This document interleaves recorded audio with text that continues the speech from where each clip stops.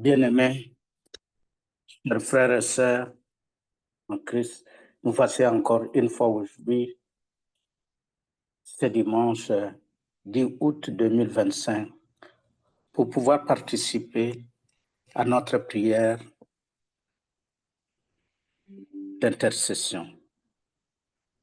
Je vous demande de vous joindre à moi pour notre prière. Éternel Dieu, nous voulons te remercier pour tout ce que tu as fait pour nous. Tu nous as donné la vie. Tu nous protèges tous les jours. Tu nous invites à prendre des chemins divers, des chemins que nous n'avons jamais explorés auparavant. Et chaque fois, tu es avec nous, tu nous accompagnes. Tu nous aimes sans pareil. Mais Seigneur, nous reconnaissons que notre vie est pleine d'événements parfois que nous n'arrivons pas à expliquer.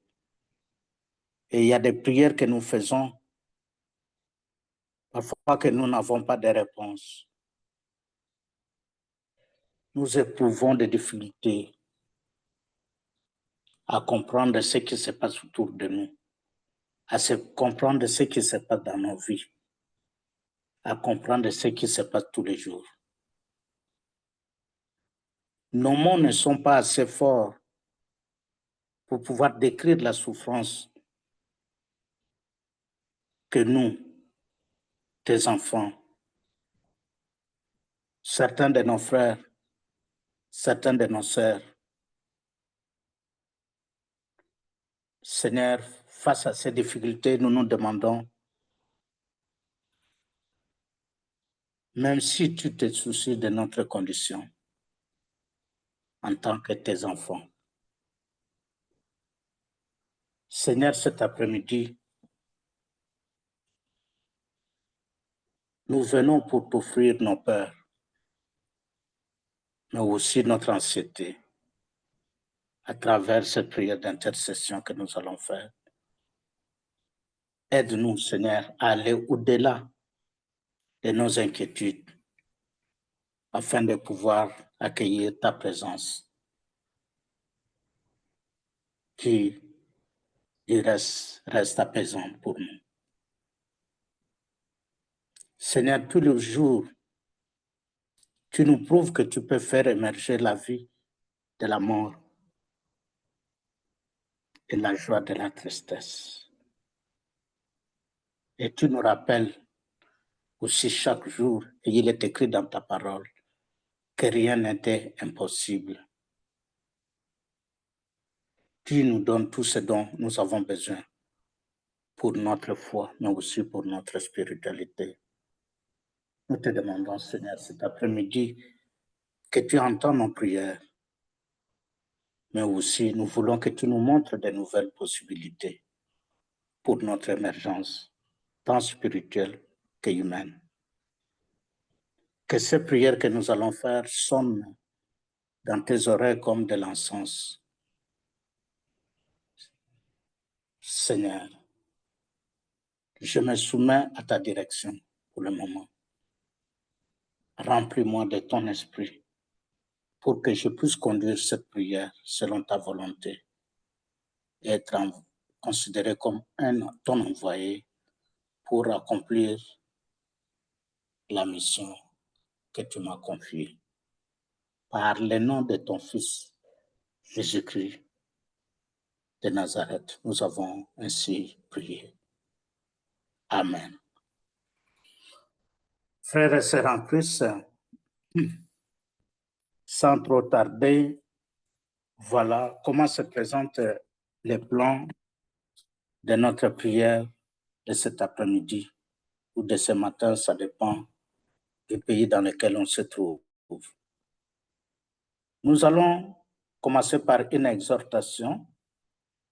Après l'exhortation, nous passerons à la page de témoignage pour témoigner de ce que le Seigneur a fait pour nous durant la semaine, durant les mois, durant notre existence.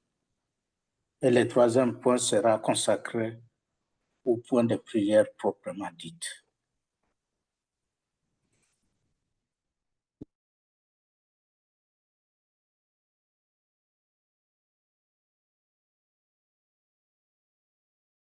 L'exhortation concerne un sujet qui nous tient tous à cœur, qui est plus simple. Mais le langage que je vais utiliser est un peu compliqué, permettez-moi, il est un peu scientifique. L'exhortation est intitulée « Famille », la famille, lieu de pardon. Pourquoi j'intitule cela? Mais c'est parce que j'ai été touché quand je vois comment les familles se comportent de nos jours. J'ai vu, là où je suis maintenant, j'ai eu l'occasion de visiter certaines familles, de voir comment les enfants se comportent. Parfois, même les parents au sein des familles, cela m'a touché.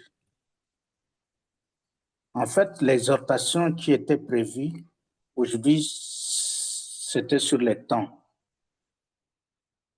Mais à cause de ce que je vous dis tout à l'heure, ce que j'ai vu hier, j'ai dû changer mon exhortation en parlant de la famille, lieu de pardon. Cette exhortation, nous l'avons subdivisée en 4 points, en 5 points. Nous allons définir d'abord la famille de façon scientifique, si vous voulez, et puis de façon biblique. À partir de cette définition, nous allons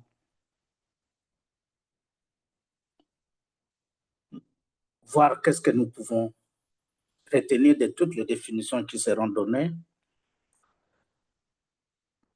Troisième lieu, nous allons voir quelle est l'importance du pardon dans la famille et pourquoi, en 4e lieu, la famille doit-elle être considérée comme lieu de pardon? Comme lieu de pardon. C'est 4 points, 4 points, comme lieu de pardon. Et nous terminerons par une conclusion qui est l'application par rapport à notre condition actuelle.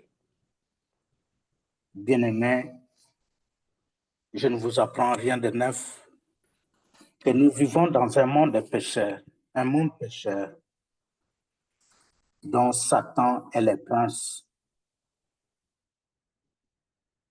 Dans notre société ou dans cette société, agissent toutes sortes de forces contraires tendant à détruire la vie des familles et occasionnant beaucoup de mal. Je pense que beaucoup de gens vont se retrouver dans ce que je dis, même si j'essaie de prendre, parce que c'est moi qui le dis, prendre ça en charge. Des années durant, nous sommes confrontés à de nombreux problèmes familiaux, soit dans nos vies professionnelles, soit dans nos propres familles, soit dans nos milieux de prière.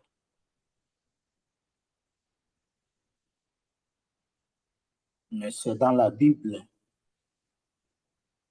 que nous sommes invités, frères et sœurs, à chercher la réponse aux problèmes que nous rencontrons, à tous ces problèmes.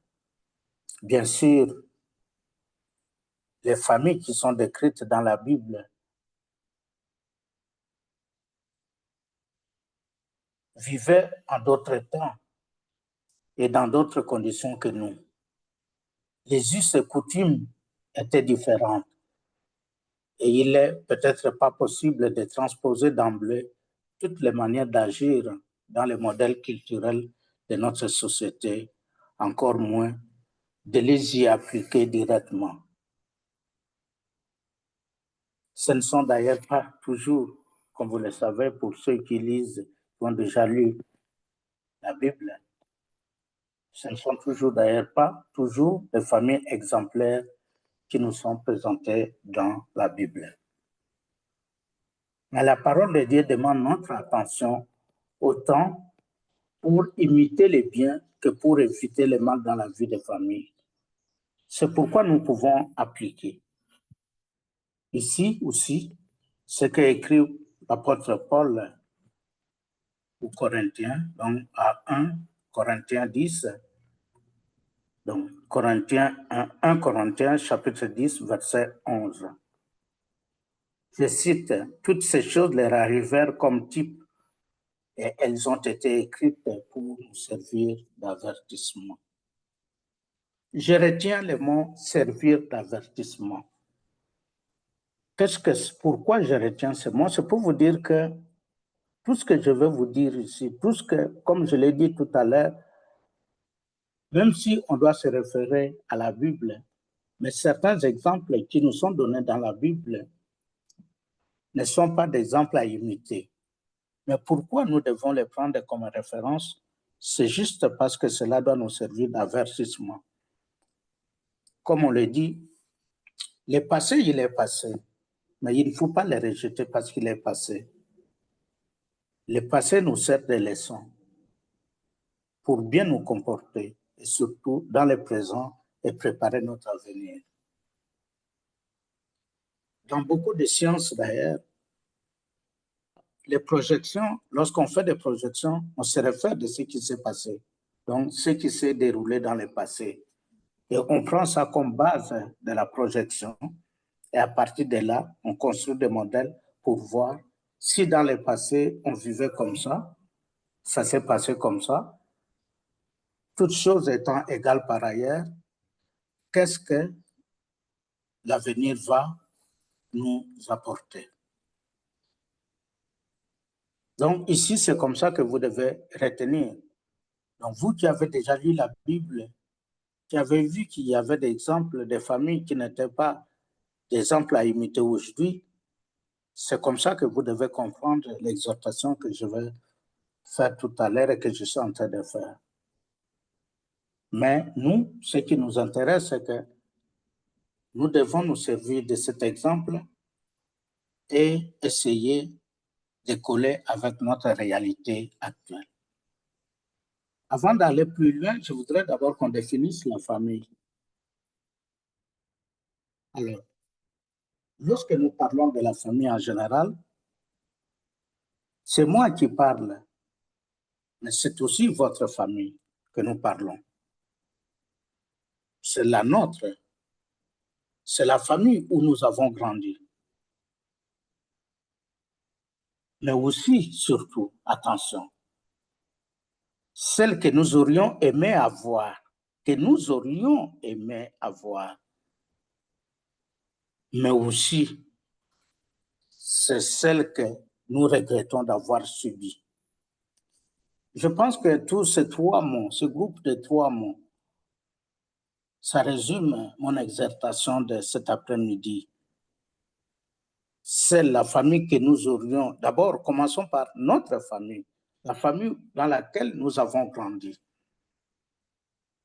Mais aussi celle que nous aurions aimé avoir, c'est-à-dire que nous ne sommes pas contents de la famille dans laquelle nous vivons actuellement, mais nous aurions aimé vivre comme, et celle que nous regrettons d'avoir subie. Il apparaît ainsi qu'imaginaire et réalité, comme on voit à travers cette définition, se mélangent. C'est une comparaison qui est consciente, parfois inconsciente, mais qui entraîne à la fois, comme vous pouvez constater, projection et regret. Entre notre famille réelle, ma famille réelle, celle que je vis, celle dans laquelle je suis né, et cette famille idéale que j'estime être idéale, modèle, parce que je regrette d'avoir subi. Un rêve qui n'a pas imaginé être l'enfant, que l'enfant soit abandonné ou volé d'autres parents. Parents qui ressurgiraient un jour pour l'amener vers une autre vie, comme les princes, ceux qui suivent les dessins animés, le prince charmant et sa Modeste dans les Cendrillon, ce dessin animé.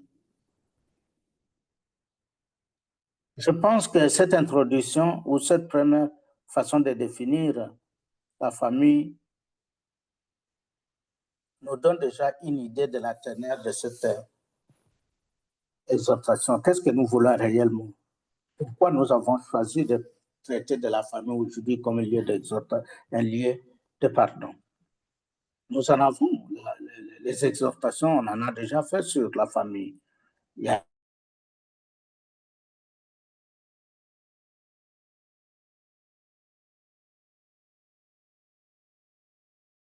eu, le professeur a donné beaucoup y revenir. C'est pour dire l'impact.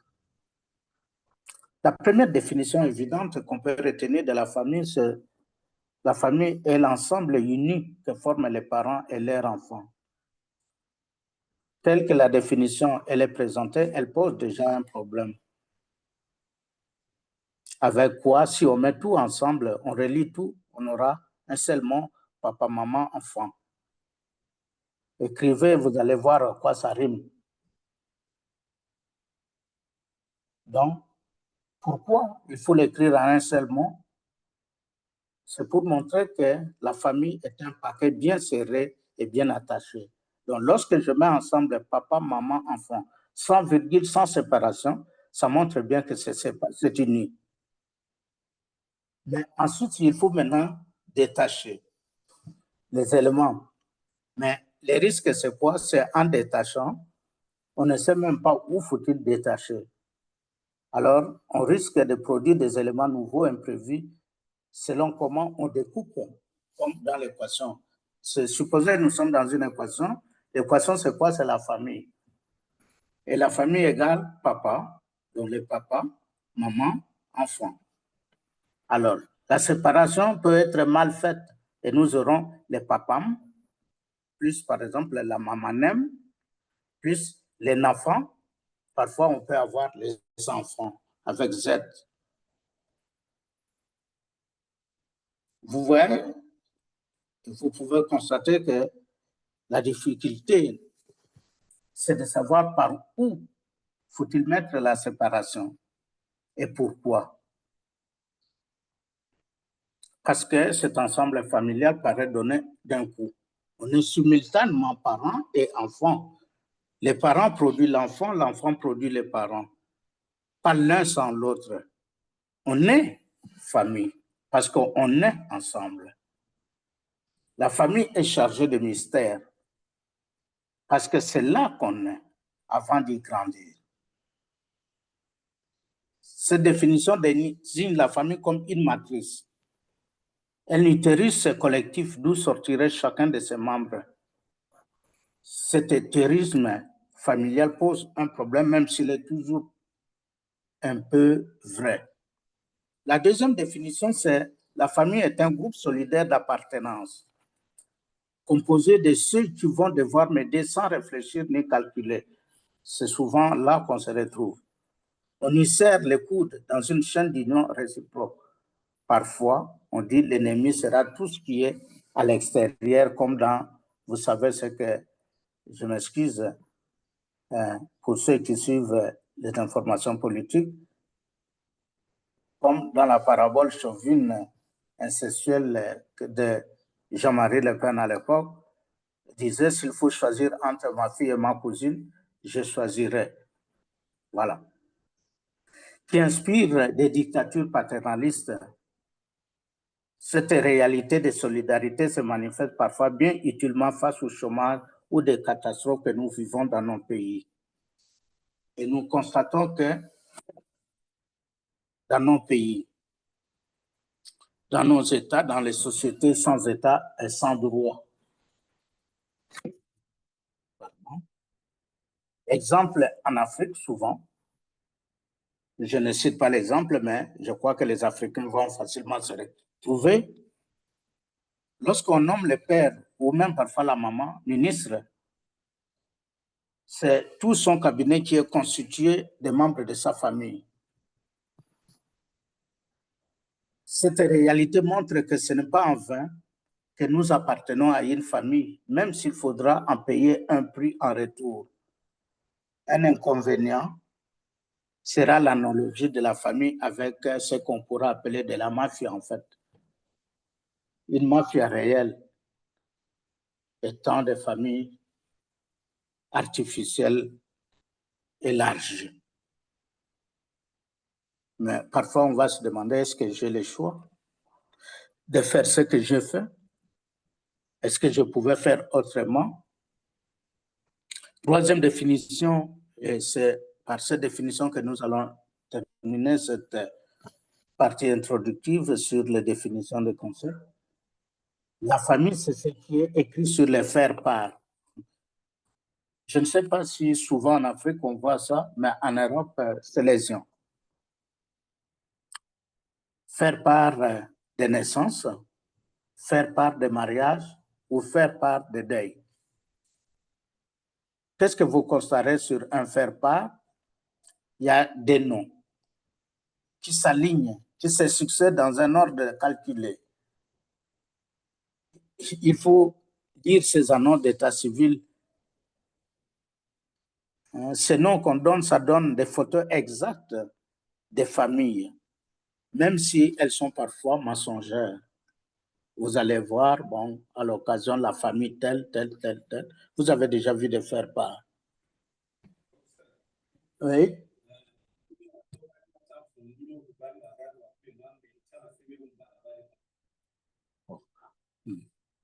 Merci. Il faut lire ces annonces d'état civil, je disais, qui donnent des photos exactes de famille. Il faut être attentif lorsque vous êtes devant des choses comme ça.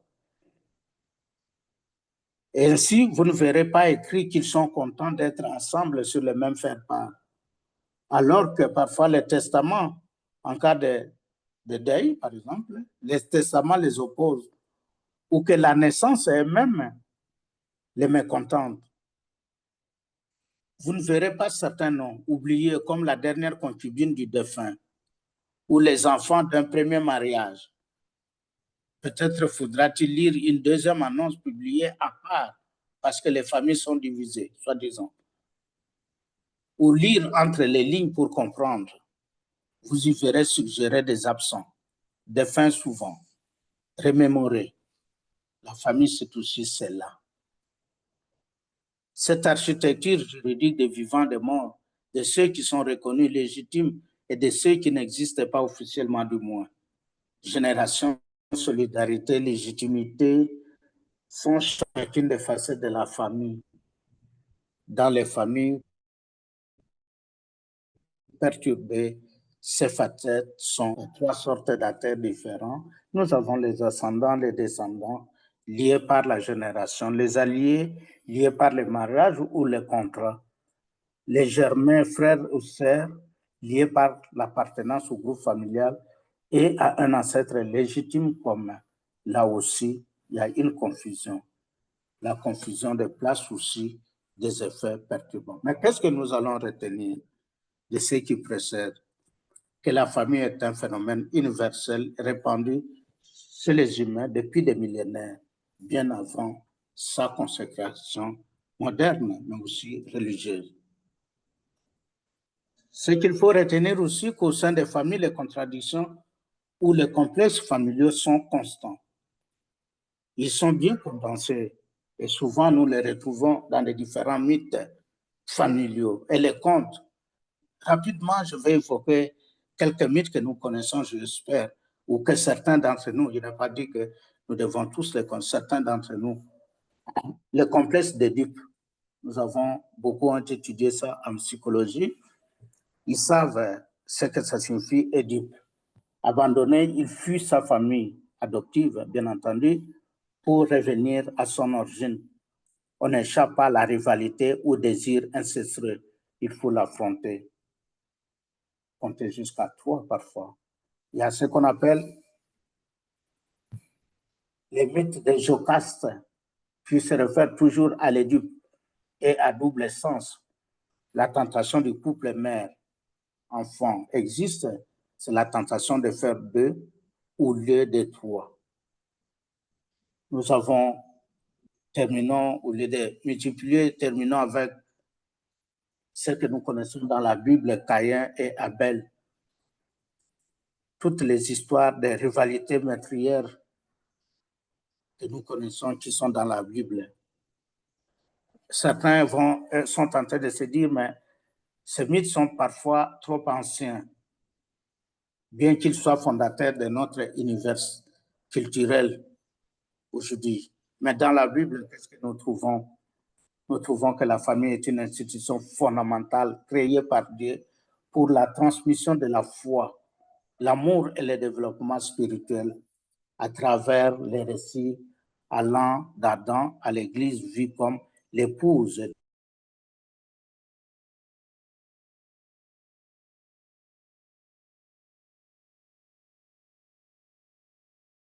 de Christ. Ce que nous disons tous les jours maintenant, sens aux enfants, envers leurs enfants. La famille est aussi un lieu où l'on apprend les sacrifices, la loyauté et la maîtrise de soi, bien que la Bible révèle aussi des tensions et des conflits familiaux universels comme la jalousie et la trahison, comme je l'avais déjà dit. La famille universelle. Dans Matthieu 12, 48, 50, Jésus redéfinit la notion de famille, ne se limitant pas au lien de sang, mais incluant tous ceux qui font la volonté du Père céleste. Et à la fin de la Bible, l'Église est comparée à l'épouse de l'agneau. Donc Jésus-Christ soulignant ainsi l'idée d'une famille spirituelle universelle. Frères et sœurs, je suis en train de chercher à chuter. Qu'est-ce que nous allons retenir dans toute cette phraséologie compliquée? C'est que dans la société aujourd'hui, dont les technologies prennent de plus en plus de la place, beaucoup de personnes oublient que la famille doit demeurer unie et invisible. Aujourd'hui, nous constatons, et c'est ça qui m'a amené justement à cette exhortation, nous constatons que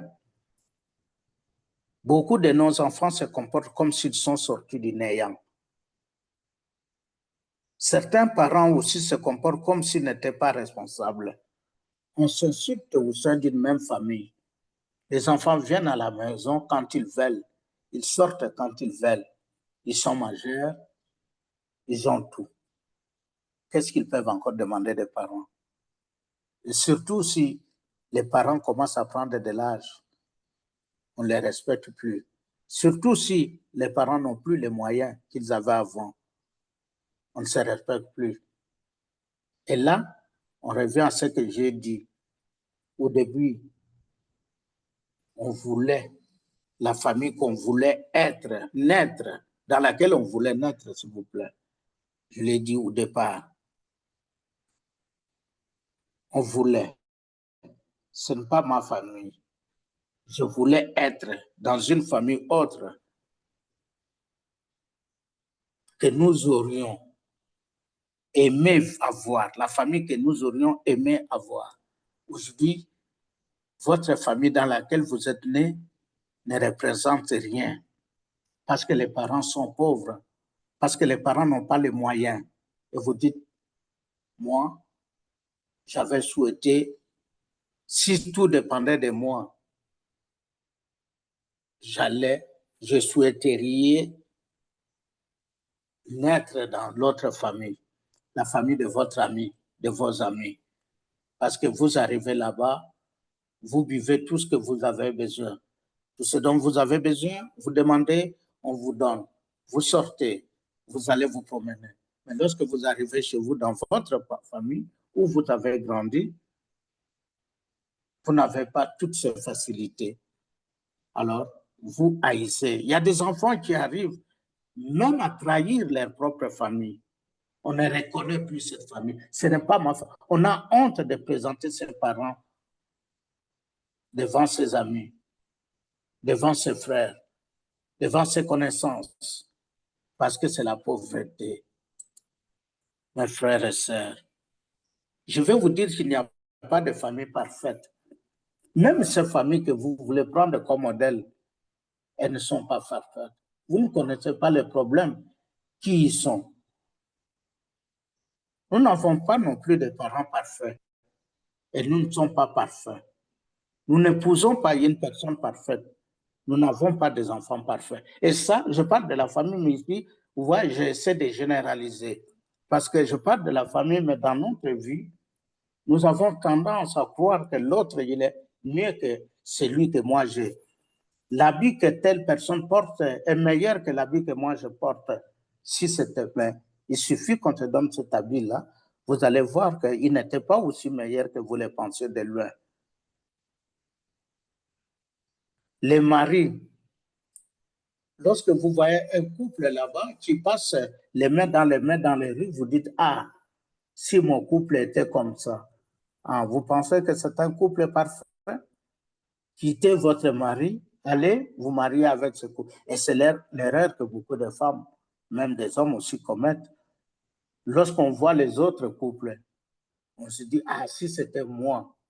Mais vous ne savez pas les problèmes qui se cachent à l'intérieur de ce couple. Donc, nous avons des plaintes les uns des autres et nous nous décevons sans cesse. Mais la famille ne doit pas être ce milieu désagréable. La famille doit être un lieu de pardon. Un lieu de pardon parce qu'il n'y a donc pas de mariage sain ou de famille saine sans l'exercice du pardon. Le pardon est vital pour notre santé émotionnelle et notre survie spirituelle. Sans pardon, la famille devient une arène de conflit et une forteresse de mal. Sans pardon, la famille devient malade. Le pardon est la septicémie de l'âme, la purification de l'esprit et la libération du cœur. Celui qui ne pardonne pas n'a pas la paix dans l'âme ni la communion avec Dieu. Le mal est un poison qui enivre et tue. Garder les chagrins d'amour dans le cœur est un geste autodestructeur. C'est l'autophagie. Ceux qui ne pardonnent pas sont physiquement, émotionnellement et spirituellement malades. C'est pourquoi la famille doit être un lieu de vie et non un lieu de mort. Peu importe les difficultés qu'il y a dans la famille, il ne faut pas rejeter ses parents. Il ne faut pas rejeter, nier ses enfants. Il faut accepter. C'est comme ça les femmes, parfois, elles mettent au monde. Mais c'est vous qui avez accepté d'avoir un enfant, de tomber enceinte, parce que vous avez tous les moyens de ne pas tomber enceinte. Mais vous l'avez accepté avec un homme pour lequel vous n'étiez pas sûr. Et finalement, vous devenez incapable lorsque l'homme vous abandonne. Vous devenez incapable d'assurer la survie, le bien-être de cet enfant et vous allez les jeter. Vous connaissez l'histoire même dans la Bible. On va déposer l'enfant à côté des poubelles, devant la porte des voisins, d'autres personnes, et on fuit parce qu'on est irresponsable. Il faut demander pardon pour tout ce que vous avez fait. Donc la famille doit être un lieu de paradis et non un lieu d'enfer. Un territoire de guérison et non pas de maladie. Un stade de pardon et non pas de culpabilité. Le pardon apporte la joie. De la joie où le chagrin a provoqué de la tristesse. De la guérison où le chagrin a causé la maladie. Frères et sœurs, chaque jour, d'ailleurs, c'est ce que nous allons faire tout à l'heure après l'exhortation, nous commencerons par demander pardon. Mais ce pardon, que ce ne soit pas un simple exercice de routine qu'on vous demande de faire, qu'à chaque fois nous commençons à prier, nous commencerons par la repentance, demander pardon, mais que ce pardon soit profond. Et ne demandons pas pardon par rapport aux autres, mais demandons pardon d'abord par rapport à nous-mêmes, au niveau de notre famille, notre comportement au sein de la famille. Il est comment? Est-ce que nous respectons nos parents? Est-ce que nous respectons nos enfants avant de demander pardon à autrui? C'est cela le sens de la repentance. Donc, que ça ne soit pas un exercice de routine. Dans la Bible, nous avons plusieurs références. J'en retiens quelques-unes, 3. Exode 20, 12, il était dit, honore ton père et ta mère afin de vivre longtemps dans le pays que l'Éternel, ton Dieu, te donne. Nous avons dans 1 Corinthiens 1, 10, je vous supplie, frères et sœurs, par le nom de notre Seigneur Jésus-Christ, de tenir tous le même langage, qu'il n'y ait pas de division parmi vous, mais soyez parfaitement unis dans le même état d'esprit et dans la même pensée. Et nous terminons par Proverbe 6. Mon fils, garde les commandements de ton père et ne rejette pas l'enseignement de ta mère. Il y a des familles où parfois au lieu d'être unis, la maman et les papas sont séparés en idées. Comment ça? La maman parle un autre langage devant les enfants et les papas parlent aussi un autre langage. Mais vous savez, les enfants, ils sont très rusés. Les enfants cherchent le côté le plus faible. Lorsqu'ils voient que le papa est très sévère, à chaque fois qu'ils veulent demander quelque chose,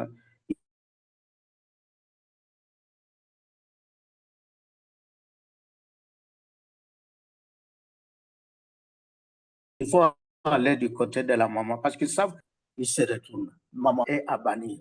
Si vous voyez que l'enfant fuit le papa, il s'approche toujours de vous pour demander, il faut le rejeter, il faut l'envoyer plutôt du côté des papas. Et il faut utiliser le même langage que les papas. Et comme ça, vous garderez l'harmonie au sein de la famille. Mais ne jamais toujours dire le papa, il a le bâton et vous, vous avez le miel pour donner à votre enfant. Ce n'est pas une bonne éducation. Ce n'est pas une bonne famille. Si l'enfant commet des erreurs, il doit demander pardon. Il a commis des erreurs du côté du père, il a insulté son père, il vient vers vous, maman, vous devez les renvoyer pour qu'il demande pardon au papa et vice-versa. L'enfant, les parents doivent être au milieu, doivent donner la même éducation aux enfants, que ce soit aux filles ou aux garçons. Le pardon est essentiel au sein de la famille pour favoriser la guérison des blessures émotionnelles, maintenir des relations saines et prévenir la propagation du ressentiment et de la colère. Sans pardon, les conflits s'enveniment et les liens familiaux peuvent se détériorer, entraînant des souffrances physiques, émotionnelles et spirituelles. Le pardon permet de libérer l'esprit, de restaurer la paix, de transformer les relations en un espace de guérison. Je ne sais pas comment beaucoup de gens, beaucoup de familles vivent ça, mais moi, dans ma famille, nous avons déjà expérimenté. Il suffit que nous puissions avoir des malentendus. Un jour, chacun de nous, lorsqu'il va se déplacer, il verra que son chemin ne sera pas aussi éclairé. Il va trouver des obstacles sur son chemin. C'est parce que justement, au départ, nous n'étions pas unis, nous étions séparés. Donc nous avions eu des propos peut-être déplacés. Nous nous sommes chamaillés et chacun de nous s'est séparé de l'autre dans la colère. Et lorsque nous allons, en tout cas tout ce que nous ferons, nous avons déjà constaté que ça ne marche pas toujours bien. Ça ne marche pas toujours bien. Et donc, il faut vivre dans l'harmonie. Aujourd'hui, je voudrais... Donc, mon exhortation, c'était pour dire aux parents et aux enfants que peu importe la vie que vous menez au sein de votre famille, peu importe le bonheur, le malheur, la joie, la richesse que vous avez au sein de votre famille, même les degrés de votre pauvreté, vous ne devez pas manquer du respect envers les parents et les parents ne peuvent pas manquer du respect envers les enfants. Vous ne pouvez pas dire, ah, si j'étais dans cette famille-là. Donc, nier votre propre famille, la famille là où vous avez grandi, pour vous comparer à une famille amie parce qu'il y a de la richesse là-bas. Non. La famille, ça doit être un lieu de vie. Vous devez vous sentir à l'aise dans votre famille. Et si vous commettez des erreurs, un comportement comme celui que je décris, arriver même, j'ai vu ce que je vous dis, mes frères et sœurs, des enfants qui insultent pratiquement leurs parents. Le professeur a déjà dit, vous savez, lorsque vous insultez comme ça, si vous ne demandez pas pardon aux parents, sincèrement, votre avenir n'aura pas de sens. Il y a beaucoup d'exemples. J'en ai déjà donné parce que j'ai déjà fait une exhortation sur la famille aussi. Il y a des cas que je connais. Des enfants qui ont manqué du respect à leur père. Pourquoi? Qui ont tapé sur leurs parents. Sur leur papa surtout. Pourquoi? Parce qu'ils trouvaient que les papas étaient en train de maltraiter leur maman. Alors, les enfants ont pris part, donc ont pris parti de leur maman et ils ont tapé sur les papas. Vous savez, jusqu'à nos jours, ces enfants-là, ceux que je connais, ces enfants-là n'ont jamais eu un avenir glorieux. Pourtant, ils ont étudié. Il y en a qui sont des universitaires, des licenciés, donc pour parler, qui ont la maîtrise, des diplômes de maîtrise, mais ils n'ont jamais trouvé un avenir. Ils sont instables dans leur vie. Ils peuvent trouver du travail aujourd'hui, de l'emploi aujourd'hui. Un an après, 2 ans, ils sont licenciés. Ils vont là-bas, même dans leur vie maritale, familiale. Ça ne va toujours pas. Parce qu'ils n'ont jamais demandé pardon. Et les parents sont, ce papa à qui ils ont manqué du respect, il est décédé dans l'entretemps. Parfois, on dit qu'il faut voir les neveux ou les oncles paternels qui sont restés pour demander pardon. Certains le font. C'est justement pour vous prendre de l'argent tout simplement. Mais le fond, ça reste. Le malheur, il est là. Alors aujourd'hui, je voudrais demander aux parents qui me suivent et aux enfants qui me suivent que, attention, la famille doit être d'abord unie, un lieu d'union, un lieu d'amour, un lieu de partage. Mais si il peut arriver qu'on soit fâché contre l'un ou l'autre, mais c'est au sein de la famille qu'il faut demander pardon. Il faut demander pardon. La famille doit être un lieu de pardon, un lieu de convivialité, un lieu où il fait bon vivre. Que Dieu vous bénisse. Merci de m'avoir suivi. Oui, excusez-moi pour les 14 minutes de dépassement. Oui, doyen, Voilà. j'aimerais augmenter une chose ou deux choses. Merci Désolé. beaucoup. Merci. Ok.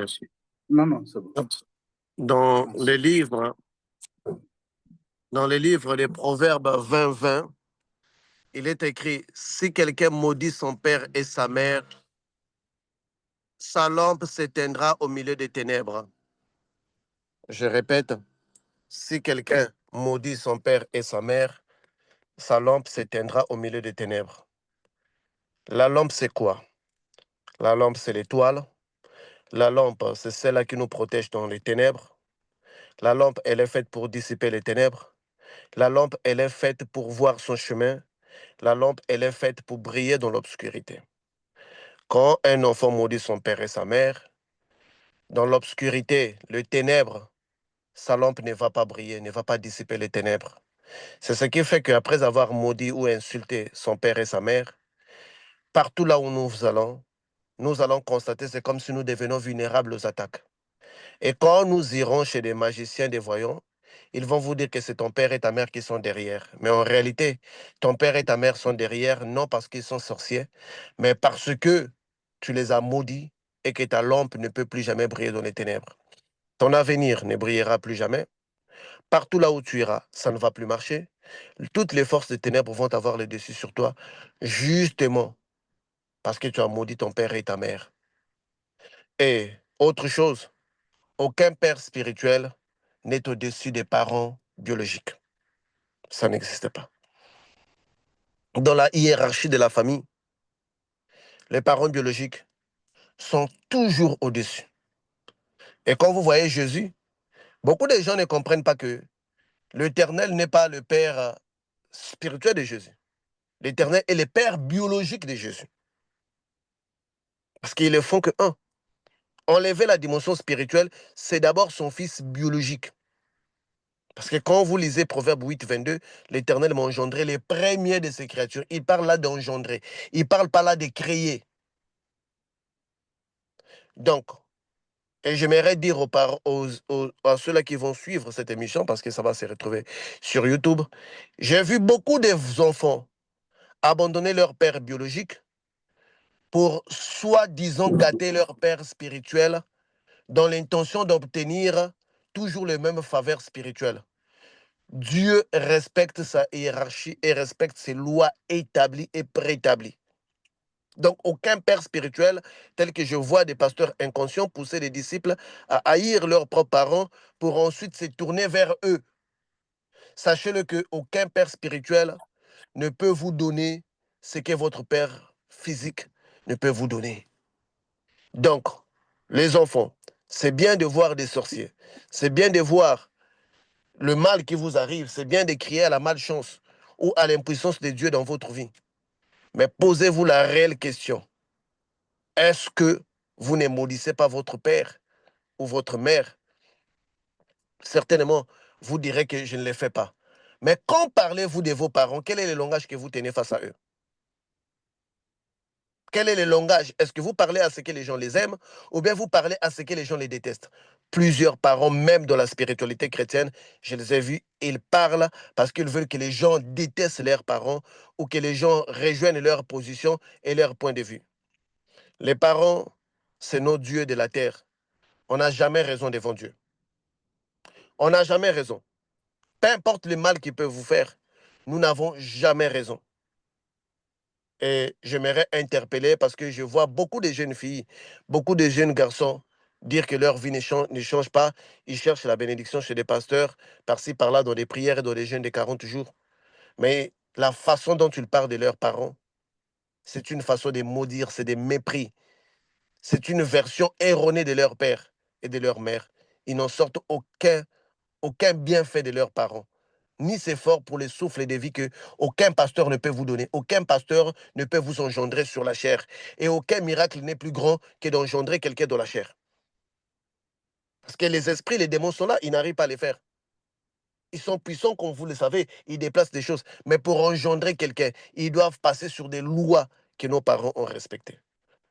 Donc, il y a beaucoup de gens aujourd'hui, leur lampe s'est éteinte parce qu'ils maudissent leurs parents. Ils ne maudissent pas d'une manière directe en disant que je vous maudis, mais leur façon de parler.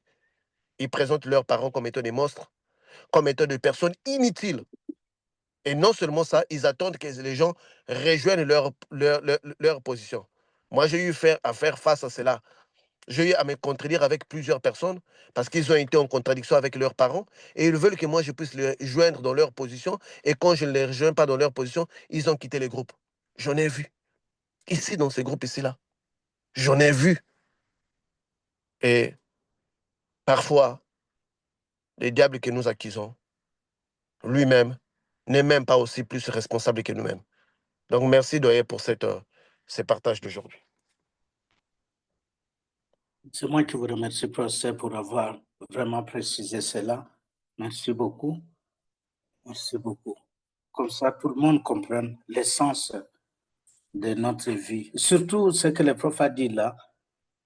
Au Congo, je cite mon pays, c'est quelque chose, moi, en fait, quand j'ai grandi, je n'avais jamais entendu. Mais aujourd'hui, c'est devenu légion.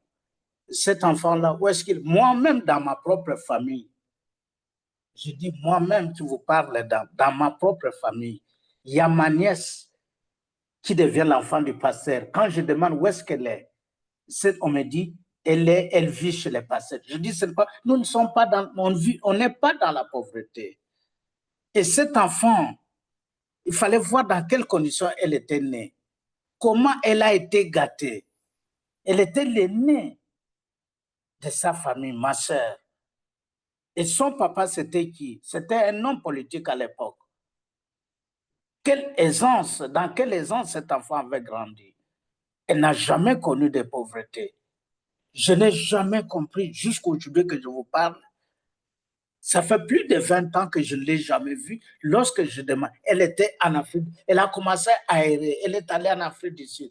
Son frère l'a rappelé, dit, qu'est-ce que tu fais en Afrique? Tu viens rester avec moi. Son frère a des affaires. Ses affaires prospèrent bien.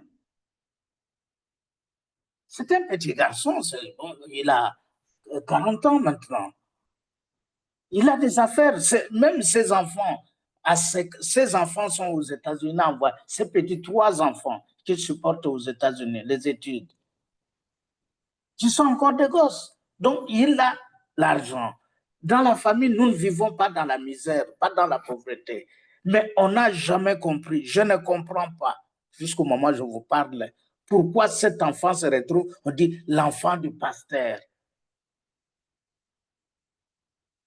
Sa tante maternelle, la petite sœur propre, la cadette de la famille, qui est médecin, lui avait trouvé du travail, de vendre dans des groupes pharmaceutiques avec un bon salaire. du jour au lendemain, cette fille est sortie sans dire elle a quitté. Aujourd'hui, elle ne vient même pas en famille. Elle ne donne même pas les nouvelles. Si pour la voir, il faut aller là-bas, on dit, mais ce n'est pas possible. Et lorsqu'on dit au pasteur, mais pourquoi cet enfant doit rester ici? Oh, donc, vous la laissez, c'est comme ça, c'est la volonté du Seigneur. C'est comme le prophète dit, comment c'est possible? Vous pouvez nier vos origines pour qu'est-ce que le pasteur vous donne? Qu'est-ce qu'il fait de vous? L'enfant de pasteur. C'est un nouveau. J'appelle ça, je ne sais pas, néologisme, je ne sais pas quel terme, nouveau mot que j'appelle, l'enfant de pasteur. Mes frères, mes sœurs, je ne sais pas. Voilà, que Dieu nous bénisse tous. Que Dieu nous bénisse tous. Merci encore une fois, professeur, pour avoir appuyé et enfoncé le clou là où il fallait. Nous passons à notre deuxième point concernant les témoignages. Les témoignages. Les témoignages, vous savez ce que ça veut dire. Nous allons témoigner. Témoignons de ce que le Seigneur a fait pour nous. Depuis, je ne limite pas, il n'y a pas de limite de ce que le Seigneur fait dans notre vie. Depuis que nous sommes là, jusqu'à aujourd'hui, le Seigneur a fait beaucoup de merveilles. Et c'est cela que nous vous demandons de pouvoir témoigner. Vous savez, le protocole, il est toujours le même. Vous avez un témoignage, prenez la parole ou demandez tout simplement la parole et on vous l'accordera et vous allez faire votre témoignage. Pourquoi il est important d'entendre votre témoignage? C'est parce que ça édifie les autres. Il y a beaucoup de gens qui ont été évangélisés à travers les témoignages. Il y a beaucoup de gens qui viennent nous rejoindre dans le groupe Spiritualité chrétienne à travers les témoignages. Même qui vont dans les églises à travers des témoignages. Donc, vous savez qu'en faisant votre témoignage, vous rendez un grand service à des dizaines, même, voire des centaines et des milliers de personnes qui nous suivent. Parce qu'eux aussi, peut-être, ont vécu les mêmes faits que vous avez. Mais ils n'ont pas eu le courage ou ils n'ont pas eu les lieux. Ils ne savaient pas où faut-il aller témoigner. Et à partir de votre témoignage, demain, vous les verrez, ils viendront aussi témoigner. Donc, n'hésitez pas, ne soyez pas timide, témoigner. Parce que si nous faisons l'adoration, tout le monde dit, Seigneur, tu as fait des merveilles pour moi. Mais quelles sont ces merveilles que le Seigneur a fait pour vous? Voilà, c'est le moment de pouvoir nous les expliquer ici à travers les témoignages. Je vous laisse la parole.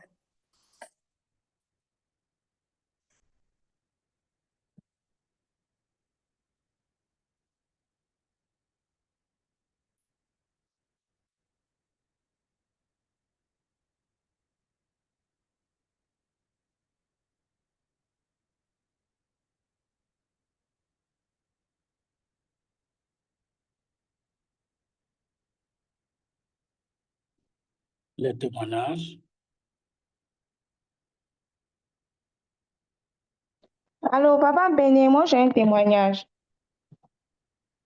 Je vous en prie, ma soeur. Sœur Arlette, allez-y. Ok, je suis une pierre vivante de jaspe. Je suis l'épouse de Jésus-Christ de Nazareth. Bonjour, mon frère et sœur en Christ. Je vous salue dans le nom de Jésus. Je veux dire merci à Dieu pour véritablement ma vie, véritablement pour tous ses bienfaits, pour tous ses miracles qu'il accomplit pour moi. Il faut dire que depuis que je suis dans ce groupe-là, vraiment, il y a des choses extraordinaires véritablement que Dieu fait pour moi. Je suis la dernière de ma famille et dans ma famille, jamais personne véritablement n'est sorti de la Côte d'Ivoire. J'ai été celle-là véritablement qui a été la première à pouvoir sortir de ce pays-là véritablement. Et par moi, Dieu a ouvert des portes pour ma famille. Et je veux dire merci à Dieu vraiment parce que à travers ce témoignage, à travers vraiment ce ministère, il y a des pays auxquels je n'aurais jamais pu penser partir. Je suis partie. Et je suis partie en Belgique, je suis partie en Afrique du Sud. Et là, je viens de partir en Tunisie. Je viens de rentrer aujourd'hui même à 2 heures du matin. Donc, vraiment, je veux vraiment dire merci à Dieu parce que c'est Dieu qui l'a fait. Et je veux encourager quelqu'un pour lui dire véritablement que ce que nous recevons ici, ce que l'homme de Dieu nous donne ici, c'est vraiment quelque chose de réel. J'ai été sélectionnée pour un voyage, mais ça a commencé comment? Ça a commencé par les pierres de jaspe du bon samaritain. Si une personne vraiment n'est pas dans le bon samaritain, je veux l'encourager à vouloir vraiment participer à cette œuvre, participer à cette mission. Parce que Dieu bénit réellement. Mon Dieu m'a béni. J'ai tellement de témoignages. Dieu m'a vraiment béni. Mon entreprise traversait des difficultés, mais toutes les fois que vraiment j'ai participé à cette œuvre-là, il s'est toujours souvenu de moi. Et donc, pour la prière de bon samaritain, il nous avait donné une phrase qu'on devait répéter chaque semaine, chaque semaine. Et donc, moi, je le faisais parce que chaque jour avait une pierre précieuse. Donc, moi, je le faisais, je me levais à 5 heures du matin pour prier. Avec ça, tous les jours, je le faisais, tous les jours, je le faisais. Et 2 semaines après, j'ai été sélectionnée vraiment pour représenter la Côte d'Ivoire au niveau des jeunes entrepreneurs en Tunisie. Et vraiment, j'ai béni le nom du Seigneur. J'attendais que je puisse avoir l'ordre de mission avec tout ce qu'il faut avant de pouvoir vraiment rendre ce témoignage. Donc, moi, je veux dire merci à Dieu. On était là-bas, c'est très bien passé par la grâce de Dieu. J'ai réussi à avoir des partenaires, vraiment beaucoup de choses, mon ouverture d'esprit, vraiment beaucoup de choses, beaucoup de contacts. J'ai même eu encore d'autres rendez-vous encore à l'extérieur de la Côte d'Ivoire. Donc, vraiment, je veux dire vraiment merci à Dieu parce que c'est des choses auxquelles je ne pensais même pas, jamais personne. Je suis la cadette de la famille, mais je suis la seule véritablement à sortir vraiment à voyager et autres. C'est une bénédiction pour ma famille. Et il y a des amis qui m'ont dit, mais toi, toujours tu voyages, toi, toujours tu t'en vas. J'ai dit, oui, le secret, là, vient. Quand tu vas venir, je vais te montrer le secret. C'est de pouvoir participer à l'œuvre du Seigneur, de pouvoir bénéficier de cela. Quand viens, viens. Quand tu vas venir, tu vas voir ce que Dieu va faire pour toi.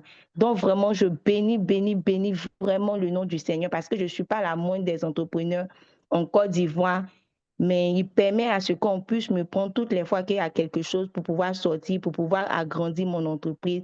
Et ça, c'est parti de ce ministère. Donc, vraiment, merci Seigneur, merci à l'homme de Dieu, merci vraiment à tout le staff. Merci et que Dieu vous bénisse. Amen. Amen, amen, sœur Arlette. Oui, je peux effectivement en partie témoigner de ce que la sœur a été en Belgique, la sœur Arlette a été en Belgique. C'est vrai, elle se débrouille, elle sort, voilà comme elle vient de dire, mais c'est là au sein de la grâce, entre autres, à son appartenance, comme elle-même vient de dire, à la spiritualité chrétienne et plus du fait qu'elle fait partie des bons samaritains. Frères et sœurs, voilà de tels témoignages. Parfois, on fait ce témoignage, vous pensez que c'est pour amuser, comme on dit, simplement la galerie. Non, c'est édifiant ce que nous recevons de ce groupe de la spiritualité chrétienne. Dieu est là, le Seigneur entend nos cris, mais nous devons vraiment être présents. Sœur Arlette, Dieu continuera à vous ouvrir d'autres portes. Vous ne vous arrêterez pas là. Vous irez plus partout que votre entreprise ne cessera jamais de grandir. Merci beaucoup pour ce témoignage. Un autre témoignage?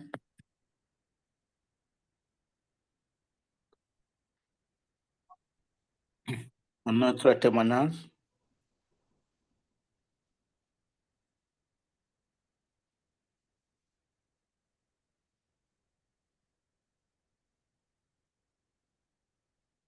On n'a pas de témoignage? On est toujours timide. Le Seigneur n'a rien fait pour vous.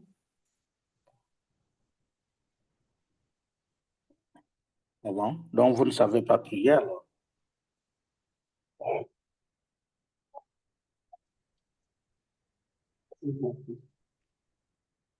Allô? Allô? Oui, c'est la sœur Andrea. Je voudrais faire un plus court témoignage par rapport à mon parcours dans ce ministère, parce que je ne dis plus groupe, je parle de ministère.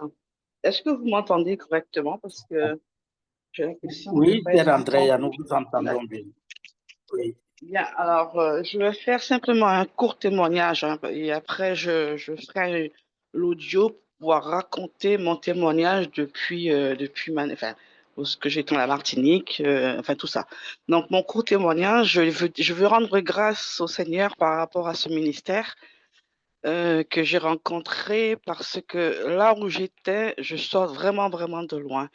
Je dis vraiment, je rends grâce parce que comment commencer la chose, c'est que en fait, je suis venue dans ce ministère. C'est franchement au départ, c'est parce que j'avais un souci spirituel, un gros problème spirituel, c'est que j'étais arrivée à un point dans ma vie, pourtant chrétienne depuis très longtemps, hein, mais vraiment très très longtemps. Je veux pas dire voilà.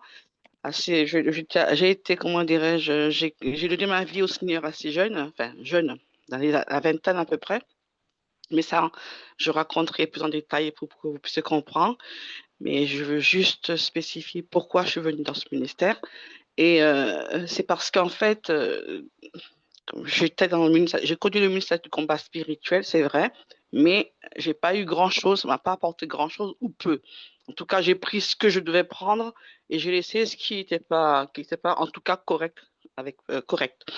Et donc, comment j'ai connu ce ministère, c'est au travers d'un grand souci que j'avais, c'est parce que à un moment donné de ma vie, je ne sais pas ce qui s'est passé dans ma vie, je ne sais pas, j'en étais responsable par rapport parce que j'étais quand même allée consulter enfin, des marabouts, oui, des marabouts, des sorciers, hein. Et mais avant ça, j'ai aussi mes parents qui ont dû faire des choses. Mais ça, c'est au sein du ministère, enfin, au sein des enseignes, par rapport aux enseignements, que j'ai compris beaucoup de choses par rapport à mon enfance et aussi des aveux. Ça aussi, j'en parlerai. Parce que les aveux, c'est très important. C'est comme une thérapie.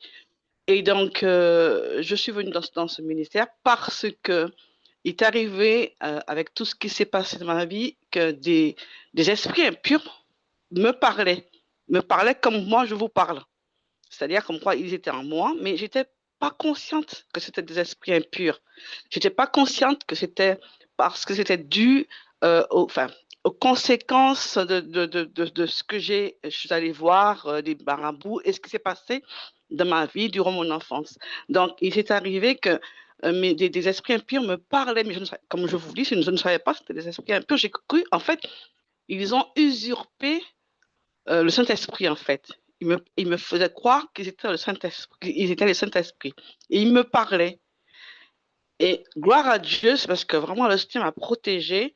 C'est que à un moment donné, parce que je ne comprenais pas. Il me parlait comme il me faisait croire que c'était le Saint-Esprit.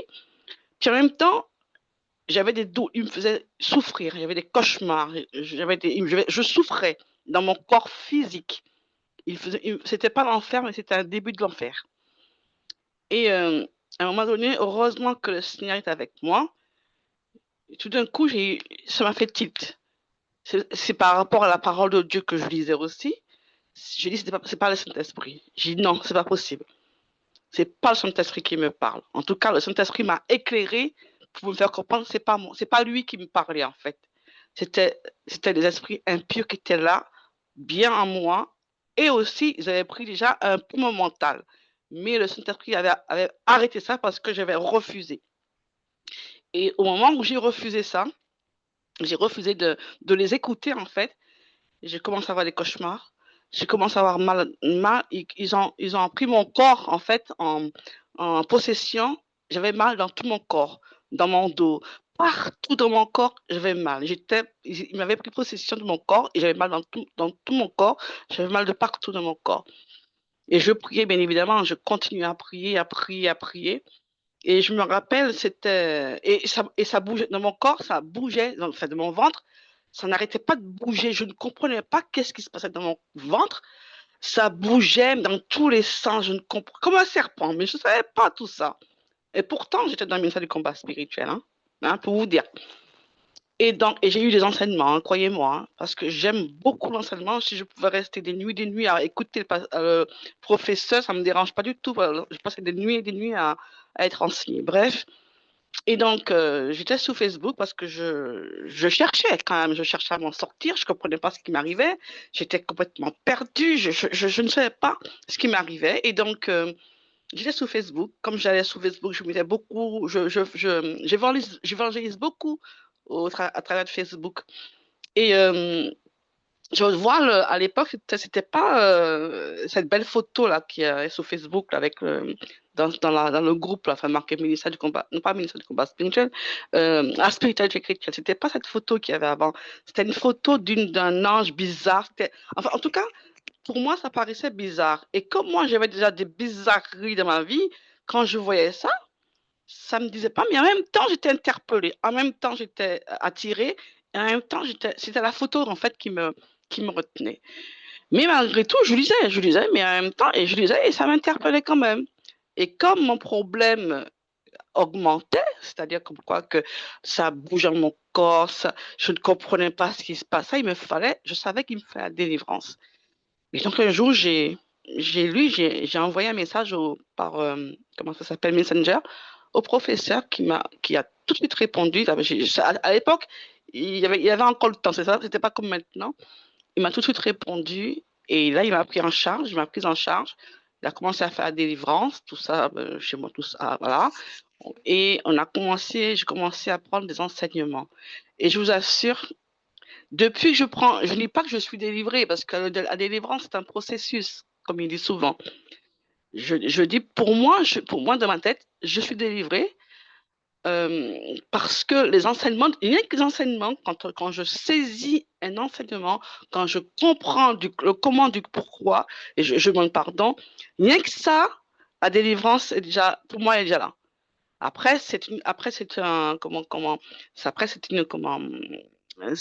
physique, après, ça part au fur et à mesure.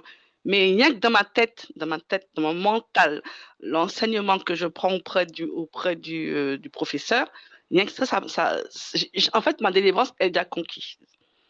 Donc voilà, donc je vais arrêter là parce qu'il ne faut pas trop développer, mais c'est pour vous dire comme quoi que c'est juste ce petit parcours-là qui a permis que je puisse connaître d'abord le groupe qui est maintenant le ministère et que maintenant, je me donne à fond parce que ce que Dieu a fait pour moi, personne n'a pu le faire. En tout cas, ce que Dieu a fait pour moi au travers du professeur, je crois que ma reconnaissance, ma vie ne suffirait pas pour avoir cette reconnaissance envers le Seigneur.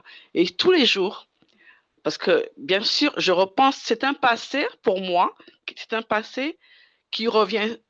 J'ai déjà fait le deuil parce que pour moi, comme je vous dis, je reçois la nourriture, j'appelle ça de l'herbe fraîche et de l'herbe, dans ce pâturage, pour moi, c'est comme un pâturage. De ma vision, c'est un pâturage, je suis une brebis, j'ai le berger, donc le professeur, il y a le bon berger. Donc, pour moi, je suis dans un pâturage où je mange de l'herbe fraîche tous les jours. Et je suis tout le temps fourrée dans les enseignements, dans la parole de Dieu. Je suis en fait tout le temps, que ce soit au bureau, que ce soit, je ne sais pas, je suis tout le temps. Mon mental est blindé en fait de ça. Même si j'ai une tâche quotidienne, mais je suis blindée, enfin je me blinde en fait des enseignements, je me blinde. Donc voilà, c'était pour vous dire simplement un petit parcours de mon témoignage. Je ferai un petit audio, puis je demanderai la permission au doyen pour pouvoir publier l'intégralité, parce qu'il faut que je prenne du temps, faut que voilà, et pour pouvoir expliquer d'où je viens, tout ce qui s'est passé et où je vais maintenant. Et c'est pour ça que moi, je vous dis sincèrement, je n'ai pas d'église parce que j'avais abandonné les églises. Mon église, mon assemblée, c'est le ministère de la spiritualité chrétienne.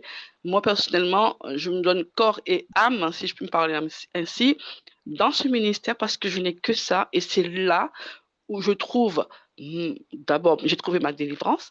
C'est là où j'apprends à connaître Dieu. Et c'est là que j'apprends à être guerrière. Et je sais qu'au fond de moi, je suis une guerrière. Et je me rappellerai toujours que le professeur disait, moi, je forme des guerriers. Je suis un guerrier. Moi, je forme des guerriers. Et moi, je sais qu'on dit souvent comme quoi que c'est Dieu qui se venge pour nous. Mais moi, j'attends ma vengeance entre guillemets, personnelle, par rapport aux esprits qui ont falsifié le Saint-Esprit de ma vie. Voilà, c'était mon témoignage, un petit court témoignage. Je rends gloire à Dieu, je remercie le professeur, je le bénis fortement. Je bénis sa vie parce que le Seigneur l'a utilisé pour moi, hein, je dirais pour moi, pardonnez-moi si je suis un peu égoïste, mais là, je vais faire l'égoïsme. Il l'a utilisé pour moi et là, je suis dans mon processus de délivrance. Et voilà, je vous remercie beaucoup, que vous soyez bénis. Amen. Amen. Amen, sœur Andrea. Amen. Vous savez, moi, j'ai rencontré la sœur Andrea l'année passée, le 27 décembre. Et je dois vous dire que si sœur Andrea témoigne comme ça, c'est de la vérité, c'est la sincérité, pas la vérité, mais c'est de la sincérité. Sœur Andrea n'est pas de nature à parler comme ça, inutilement. C'est quelqu'un de très respectable. Et lorsqu'elle sort un témoignage comme celui-là, nous devons le respecter. Et je pense d'ailleurs qu'elle vient d'ouvrir la voie, parce que nous tous qui sommes là, au sein de ce ministère, Seigneur, mes frères et sœurs, il ne faut pas qu'on soit hypocrite. Reconnaissons, comme l'a dit la sœur Andrea, nous étions perdus, chacun de sa façon. Nous étions perdus. Nous étions en train de tâtonner, de chercher par où sortir, quelle voie de sortie faut-il emprunter. Nous avions parcouru des pasteurs et des pasteurs. Nous avons été chez les marabouts. Nous avons été dans la magie. Nous avons tout fait pour chercher la bénédiction, pour chercher le salut. Sans par moi, je vous ai dit, j'ai eu consulté des femmes qui allaient, je ne sais pas, m'induire en erreur à cause d'un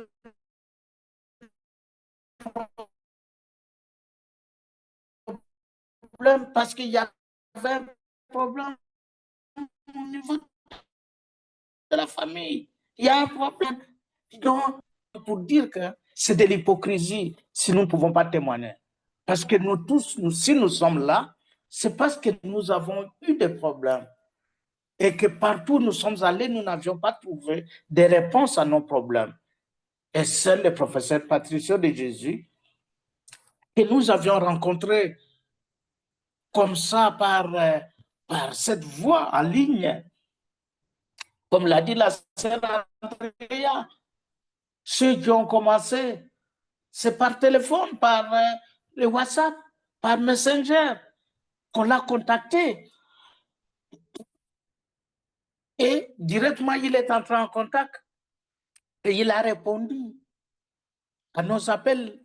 Il a été au chevet, à notre chevet, parce que nous étions perdus. Et c'est pourquoi nous sommes tous dans la spiritualité chrétienne. Alors aujourd'hui, je ne comprends pas que nous devons vous doter, nous devons vous supplier à ce que vous puissiez faire les témoignages. Mais ce n'est pas possible. Vous n'êtes pas venus ici par gaieté de cœur à la spiritualité chrétienne.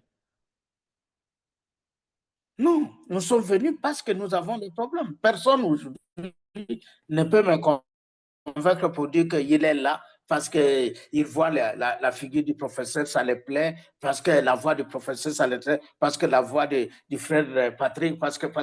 Non, ce n'est pas ça. Nous sommes venus parce que nous avions des problèmes. Et nous en avons encore. Certains ont trouvé déjà des réponses, d'autres n'ont pas encore trouvé, et nous continuons à espérer à trouver des réponses. Alors, ce que le Seigneur a fait pour nous jusque-là, pourquoi nous ne voulons pas témoigner? C'est ça le témoignage, non? C'est ça le témoignage. Voilà. Qui a encore un autre témoignage?